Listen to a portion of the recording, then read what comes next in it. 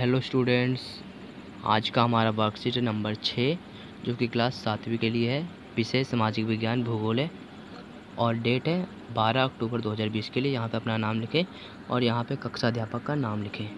तो अगर हमारे चैनल पे आप पहली बार आए तो इस चैनल को सब्सक्राइब कर दें और इस वीडियो को लाइक कर दें।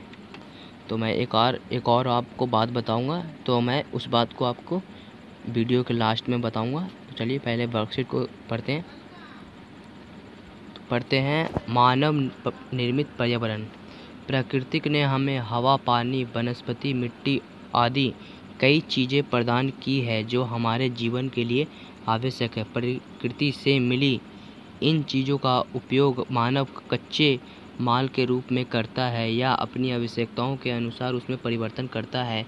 वह अपने तकनीकी ज्ञान और विचारों का उपयोग प्राकृतिक पर्यावरण की चीज़ों पर करता है और इसे मानव निर्मित पर्यावरण में परिवर्तित कर उपयोग करता है। अपने जीवन में सुविधाजनक बनाने के लिए मानव जिस पर्यावरण की रचना करता है उसे मानव पर्यावरण कहते हैं। तो हमें पता चल गया कि मानव पर्यावरण किसे कहते हैं और मानव पर्यावरण में मतलब परिवर्तन क्यों करता है। ठीक है, उदाहरण के लिए पेड़ों की लकड़ी की फर्नीचर बनाए जाते हैं। सही है कि पेड़ों को काट करके लकड़ी से फर्नीचर बनाए जाते हैं। घर बनाते हैं, ईंटें मिट्टी से बनाई जाती है, ईंटें मिट्टी से बनाई जाती है, तो घर भी ईंटों से बनते हैं। ठीक है, वाहन, बर्तन आदि बनाने के लिए धातुओं का उपयोग किया जाता है। धातु यानी लोहा या कुछ भी होता है, धातु वही होता है।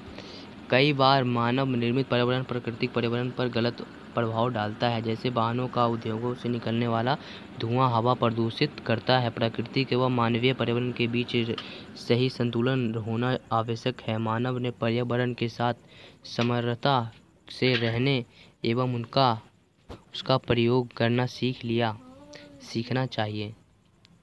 तो इसे ही बोल रहा है, कभी कभी कुछ भी जो होता है मानव पर्यावरण में कुछ गलत प्रभाव डालते हैं, जैसे कि उद्योगों से निकलने वाला धुआं वह वायु प्रदूषण करता है इस तरह से। तो यहाँ पे आपको कुछ मानव निर्मित उदाहरण दिख रहे हैं, जैसे कि पार्क को भी मानव ने बनाया है, सड़क को भी मानव ने बनाया है, पुल को भी मानव बनाया है, जैसे कि दिल्ली में सिग्नेचर भी बना है।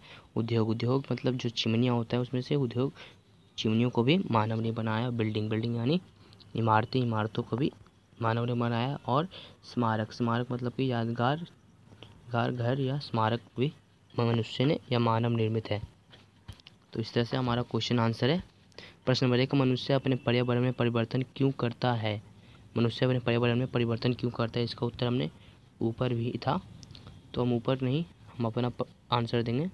तो आप इसका उत्तर कुछ इस तरह से देंगे। मानव अपने पर्यावरण के साथ पारंपरिक क्रिया करता है और उसमें अपनी आवश्यकताओं के अनुसार परिवर्तन करता है। वह अपनी आवश्यकता के लिए फसल उगाता है, पशुओं को पालता है, वस्तुओं को निर्मित करने के उद्योगों की स्थापना करता है, आवागमन के लिए यातायात के साधनों का निर्माण करता है, नदियों पर बांध बनाकर बाढ़ और नियंत्रण का सिंचाई का प्रबंध करता है। ये सभी मनुष्य को पर्यावरण से प्राप्त होती है, बल्कि यह पर्यावरण के बदलाव करके प्राप्त करते हैं।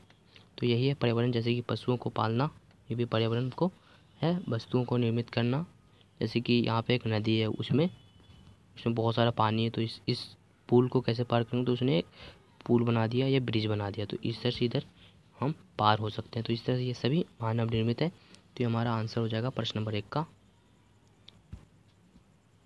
जो हमारा प्रश्न नंबर 2 है, अपने आसपास में उन चीज़ों की सूची बनाइए जो हमारे पर्यावरण के लिए खतरा है। तो आसपास आपने देखिए कि क्या क्या चीज़ें पर्यावरण के लिए खतरा है, तो उन चीज़ों का हमें उपयोग नहीं करना चाहिए। जैसे कि एक ऊपर में दिया गया था, यहाँ पे देखिए कि वाहनों और उद्योगों से निकलने वाला धुआं भी पर्यावरण को दूषित यानी कि गलत प्रभाव डालता है पर्यावरण पे। तो इसी तरह से कुछ और उदाहरण है जो पर्यावरण को दूषित करता है। तो इस तरह से जंगलों की कटाई, वायु प्रदूषण और जल प्रदूषण, ज़्यादा आबादी मतलब कि ज़्यादा आबादी मतलब आप समझ सकते हैं कि बहुत सारे लोग ज़्यादा जाएंगे पृथ्वी पर, तो बहुत सारे कहीं भी पैर रखने का जगह नहीं होगा, तो ये भी पर्यावरण पर प्रभाव डालेगा। और वायु प्रदूषण, जल प्रदूषण तो आपको पता ही है, जंगलों की कटाई आजकल बहुत ज़्यादा ही जंगलों की कटाई हो रही है। ठीक है, इस तरह से हमारा प्रश्न नंबर 2 का आंसर होगा। तो हम आगे देखेंगे, अपने आसपास के से कुछ उदाहरण लेकर निम्नलिखित तालिका को भरिए। तो अपने आसपास को देखना है और यहाँ पे कुछ लिखना है। चलिए लिखते हैं। तो पहला है मानव निर्मित पर्यावरण। तो मानव निर्मित पर्यावरण के कुछ उदाहरण देना है यहाँ पे, चलिए देते हैं। तो एक एग्जांपल है कार, पंखा और अपने आसपास देखिए जिसे मानव ने बनाया, इंसान ने बनाया है। तो अपने आसपास देखिए कि मोबाइल आजकल बहुत यूज़ हो रहा है, तो मोबाइल भी लिख सकते हैं आप, मोबाइल। और भी बहुत सारी चीज़ें हैं जैसे कि कपड़े तो एक तरह से प्राकृतिक भी है और मानव निर्मित भी है। अब लिखना है प्राकृतिक पर्यावरण। यहाँ पे 2 एग्जांपल दिया हुआ है, तो हमें 2 और लिख देना है।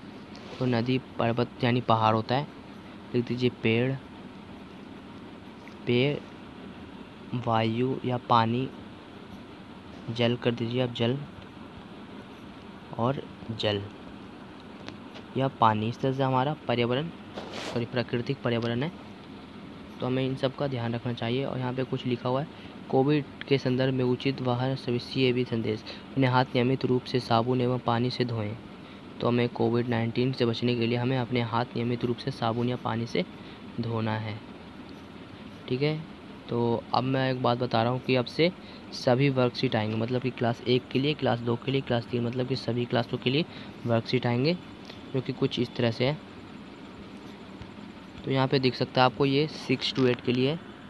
तो इसी तरह से तीसरी, चौथी, पाँचवीं, ये सभी के लिए अलग अलग वर्कशीट आती थी, आएगा। मगर पहले तीसरी से पाँचवीं के लिए सिर्फ एक ही वर्कशीट आता था, मगर अब सभी क्लासों के लिए आएंगे, तीसरी से लेकर पाँचवीं तक। और छठी का यहाँ पे देख सकते हैं कि छठी से 8वीं तक के लिए मंडे को भी 2 वर्कशीट आएंगे, एक सोशल साइंस और एक इंग्लिश का। ट्यूसडे को हिंदी और मैथमेटिक्स, और वेडनेसडे को इंग्लिश और नेचुरल साइंस।